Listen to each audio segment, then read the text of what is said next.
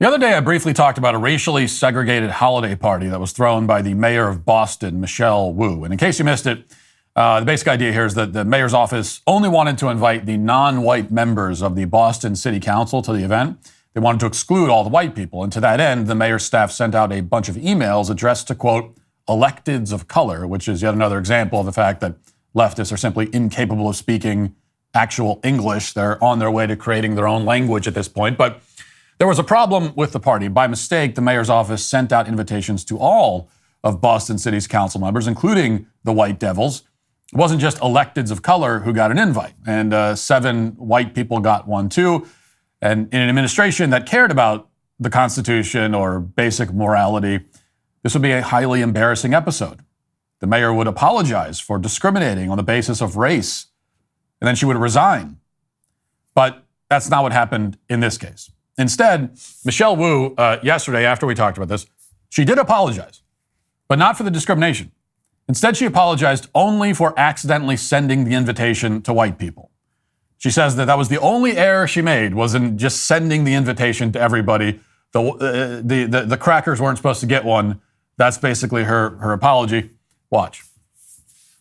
Tonight, Boston's Mayor Michelle Wu admits that a mistake was made in an invitation to a holiday party. Members of the Boston City Council received an email invitation to what's called a gathering of electeds of color. Not all members of the council fit that description. I think we've had individual conversations with everyone so people understand that it was truly just an honest mistake that went out in typing the email field, and I look forward to celebrating with everyone at the holiday parties that we will have besides this one as well. So it is my intention that we can, again, be a city that lives our values and create space for all kinds of communities to come together. The mayor apologizing for any confusion that the original email created. Apologizing for the confusion, but not for the fact that she is racially segregating her holiday parties. The mayor also clarified that this electeds of color party has been going on for several years, and it's only now been discovered because of the mistake that her staff made. So rest easy, the racial discrimination is nothing new. She's been doing this forever.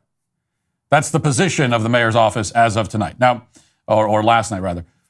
Whatever you make of that, there are a few legal experts who have suggested that it might, as you would expect, violate Massachusetts law, which does not allow government officials to use city resources to enforce racial segregation. The Massachusetts Public Accommodations Act bars officials from, quote, making any distinction, discrimination, or restriction in admission to or treatment in a place of public accommodation based on race. This event was held at the Parkman House, which is owned by the city, although it's not open to the public. So maybe that's the out here. I don't know. That seems pretty spurious at best. Maybe the mayor can say that it's legal to discriminate on the basis of race as long as it's in a city building that is not a public accommodation. Although it's a city building, it's not open to the public, so it's not a public accommodation. Maybe that's the legal argument.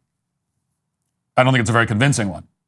That still doesn't address the question of why Michelle Wu was so intent on keeping white people away from this event to begin with. And it's especially strange given that Michelle Wu has a white husband. So you might be tempted to think that maybe she just wanted to attend a holiday party without her husband around, and that's why she came up with this whole idea. Maybe that's what's going on here. I don't know. She also has 2 half-white children. So are they allowed to come to the party? Maybe they can be at the party for half the time. I don't know. Is that how it works? But this is not a completely satisfying explanation, mainly because it does seem that the mayor has a deep-seated disdain for white people in general. For one thing, just a year ago, Wu cracked a joke about how many white problems she's had to deal with in the city. You might remember this. Watch. It's over 100 days. We have connected unhoused residents at Massachusetts to housing, treatment, and services. We've launched 3 free bus lines. We've taken some big, bold actions, but I won't lie. This past winter was pretty intense.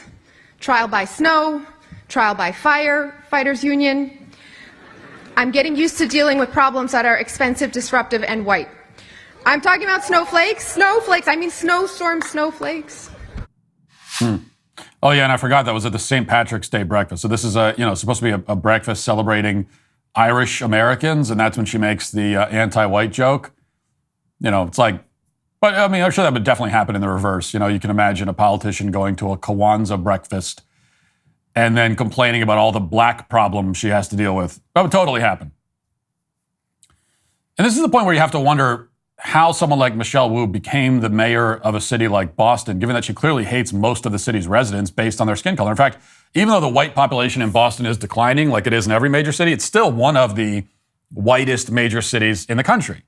And yet it has arguably the most anti-white mayor in the country, which is a pretty high bar to get over. How does that happen? Well, not a lot of people are asking that question right now, even in Boston. As I mentioned yesterday, even white members of the city council, the very people that Wu excluded from the holiday party because of their skin color, are mostly shrugging this whole episode off. They're suggesting it's an isolated incident, as if that somehow would make racial segregation acceptable. And even though we know it's not isolated, she said herself that she's been doing it a lot. We also know it's not an isolated incident for a lot of other reasons.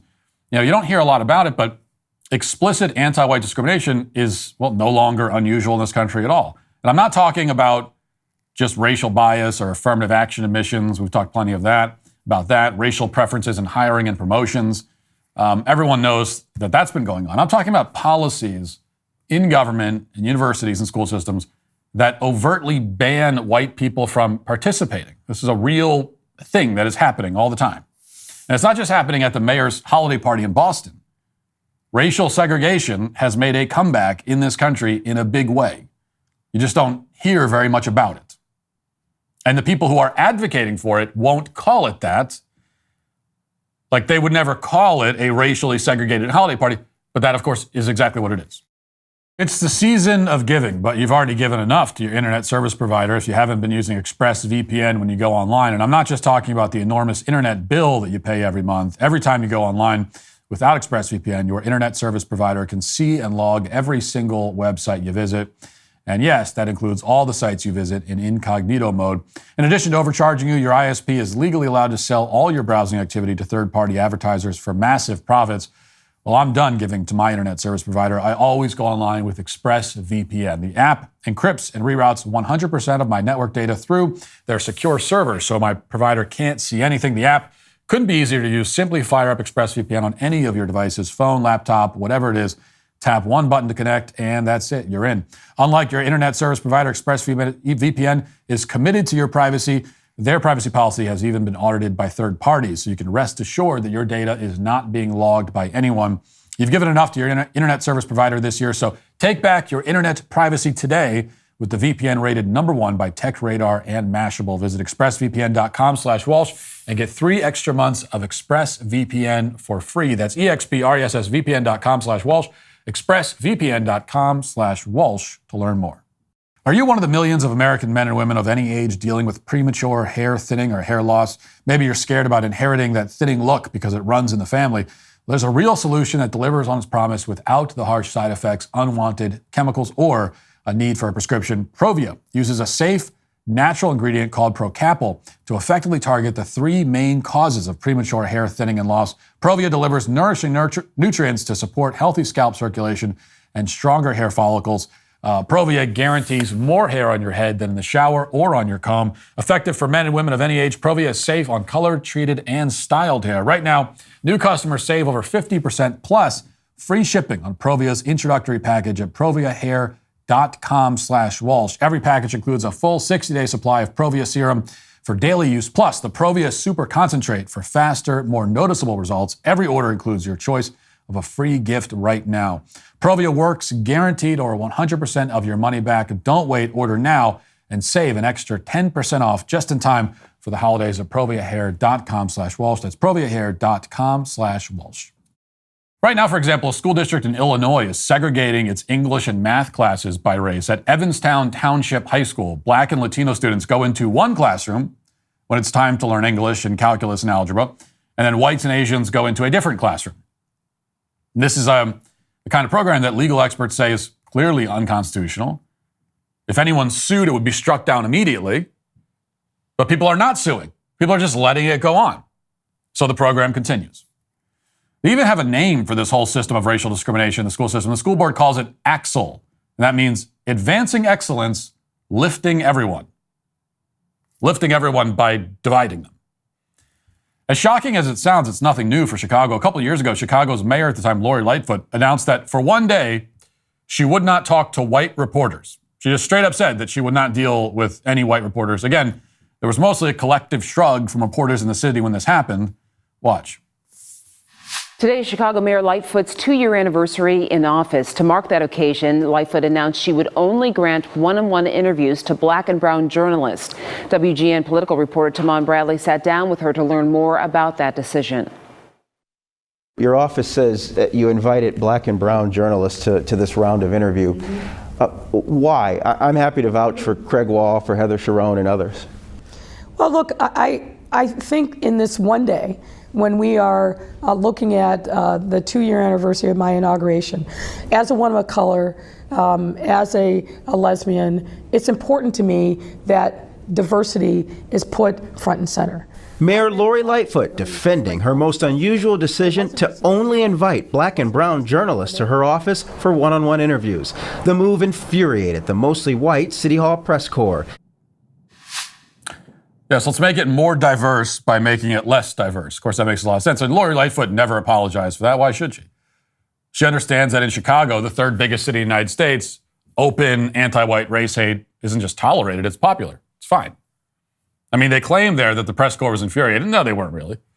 They weren't really. They certainly did not express any real fury. And of course, there are many more examples. In the wake of George Floyd's overdose, Rice University students demanded the construction of a literal black house on campus along with segregated housing. And last year, the New York Post reported that an off-campus housing co-op at UC Berkeley had banned white people from the common areas. This is a 5-story building called the Person of Color Theme House. And here's an excerpt from the house rules. Quote, many POC moved here to be able to avoid white violence and presence. So respect their decision of avoidance if you bring white guests. White guests are not allowed in common spaces. In fact, some white guests weren't allowed at all in the entire building. As one student reported, quote, I was not allowed to let my dad enter the house because he's white. Now, if you're wondering where Berkeley's administration stood on all this, the answer is that they support it. Of course, anti-white hatred is endemic at the university. 3 years ago, in the summer of George Floyd, a third-year student named Seth Smith was shot in the back of the head, execution style, while he was out for a walk. And Smith's killer was a black career criminal who mocked Smith for being white when he was arrested after he just executed him. How did Berkeley administrators respond to that incident? Well, the chancellor released this statement, quote, many of you may have had a close relationship with Seth and are feeling a sense of loss and disbelief. Others, like many of us, are experiencing stress, grief, and anxiety related to the coronavirus pandemic and the recent murders of George Floyd, Raya Milton, and other black Americans. In other words, sorry about the white kid who just got murdered, but isn't the death of George Floyd, a felon with no connection whatsoever to Berkeley, also really upsetting? That's what they said. You know, imagine being one of Seth Smith's friends or family members and seeing that email. You'd understand the message immediately, which is that, he doesn't really matter because he's too white. This is a message that Berkeley has communicated a lot recently and in various ways. For example, the university recently held a blacks-only graduation ceremony. They've been doing this every year for a while now, but earlier this year, one clip from this graduation ceremony went viral. Watch.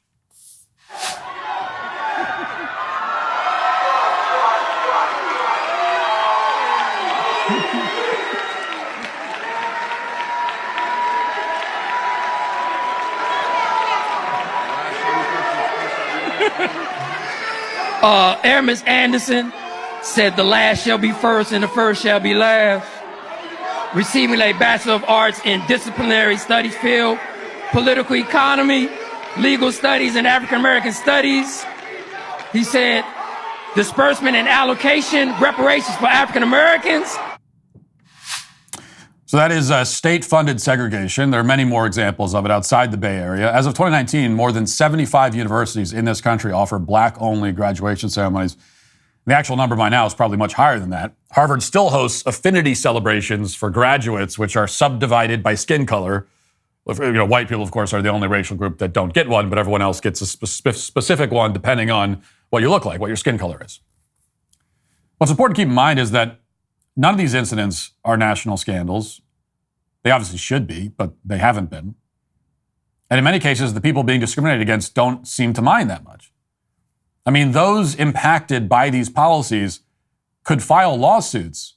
And even in our court system, they could easily win many of these lawsuits because a lot of this stuff just is not remotely legal. You can't do this kind of thing, especially if you're a government institution, public institution, but nobody challenges it. Nobody sues. Nobody even objects most of the time. And because of that ambivalence, racial equity is rapidly becoming what it was always destined to become, which is the return of racial segregation. Hey, YouTube, thanks for listening to the show. If you'd like access to my full show with no ads, you should go to dailywire.com and use promo code Walsh to get 2 months free on all annual plans. See you there.